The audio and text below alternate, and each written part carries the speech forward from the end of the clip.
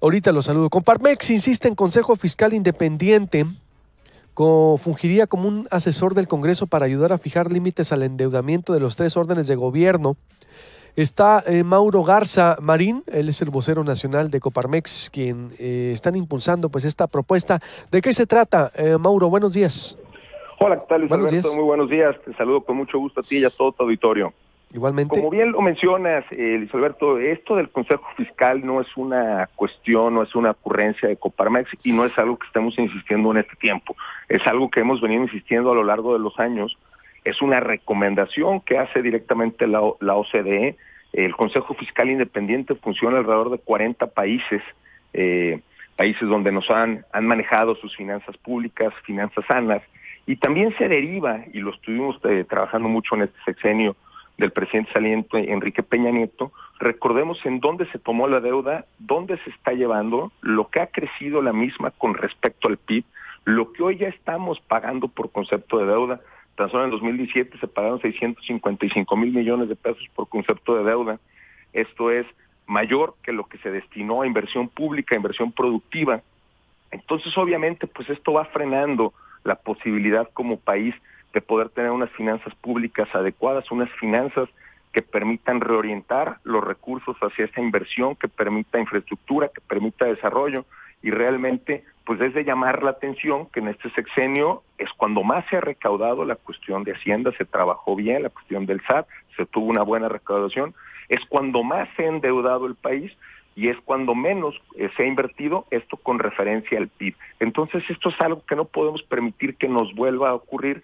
De ahí la importancia de poder contar con un Consejo Fiscal Independiente, como bien lo mencionas, que pueda ser asesor, que pueda tener ya esa autonomía. Ya existe uno dentro del Congreso, obviamente tiene que estar fuera de la lógica de partidos, de la lógica política, que realmente goce de esa independencia, que haga sinergia con el Belisario Domínguez, que está dentro del Senado, y que juntos puedan emitir recomendaciones y que pueda tener máxima exposición para que las recomendaciones y el manejo pues pueda ser transparente y pueda ser del dominio y del conocimiento de todos. Esto buscando, pues obviamente que los recursos se puedan ejercer sin la opacidad, ya que también recordemos que en este ramo también se han destinado y son muchos los estados que además de la cuestión federal, pues no gozan con finanzas sanas, lo cual está dejando muy apalancado y muy bien problemado su crecimiento. ¿Tendría honorarios esto? ¿Sería una prestación de servicio independiente? ¿Cómo sería? Aquí ya existe una figura dentro del Congreso en las distintas comisiones. La intención es que se pueda conformar. ¿Qué figuras vemos adicionales a los que hoy ya tiene? Pues que realmente pueda tener esta independencia. Hoy lo que se tiene no está con esta máxima independencia, ya que sigue dependiendo un poco de la misma lógica de los partidos. Habría que dotarle de esta independencia.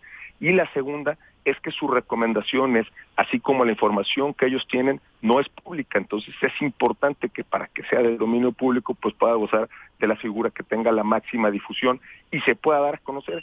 Esto con la única intención, pues de que todos los ciudadanos tengamos claro cómo se están manejando los recursos y sobre todo cómo se están ejerciendo. Sabemos que en este sexenio se ejerció una gran cantidad de recursos, se destinó a los estados, pero no hay la vigilancia, no hay la transparencia, nadie sabe cómo se destinaron y dónde terminaron los mismos. ¿Un órgano que se sostendría con recursos públicos o de manera independiente? ¿Cómo sería?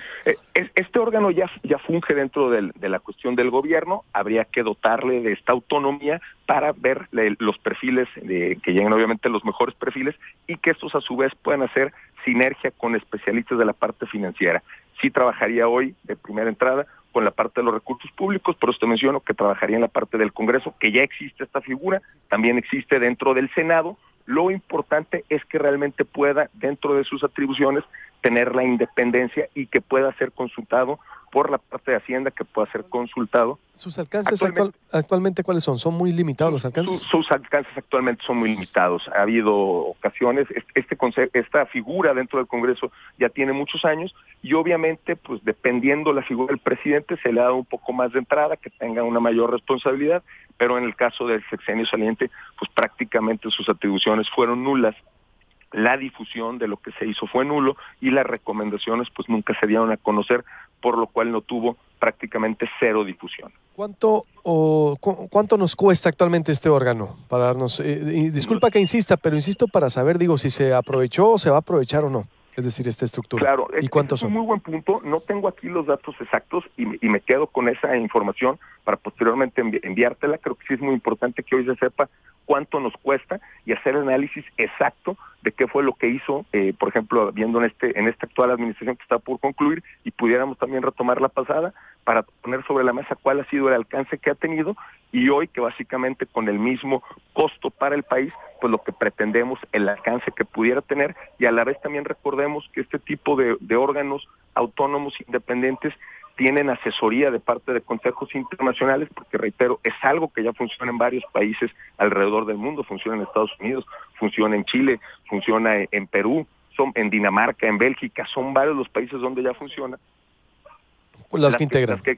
Las que integran es que se tendría que dar desde la conformación, porque normalmente se está dando que el partido que tiene la mayoría está poniendo el mayor número de posiciones, son alrededor de 12 los que están ahí, más la parte que tiene también en el Senado. Entonces, tendríamos que construir cuáles serían exactamente el número indicado, asesorarnos de la parte de estos consejos fiscales independientes. Lo importante de esto es que durante tiempos electorales se le planteó al presidente, al entonces candidato López Obrador, estuvo de acuerdo con la figura, los primeros acercamientos que se han dado con la parte del nominado para que esté al frente de la Secretaría de Hacienda, Ursúa, lo ha visto con buenos ojos, que corresponde, si hay la apertura, que agradecemos que exista la apertura de parte del nuevo gobierno, pues que se pueda instrumentar, que se pueda tener el acceso a cómo funciona en otros países, que la OCDE está en esa apertura de brindarnos esa asesoría, y una vez conociendo cómo funciona en otros países, que aquí en México se puede instrumentar, y reitero, no tiene que ser un gasto adicional, ya está la figura, ya está el presupuesto dentro del Congreso,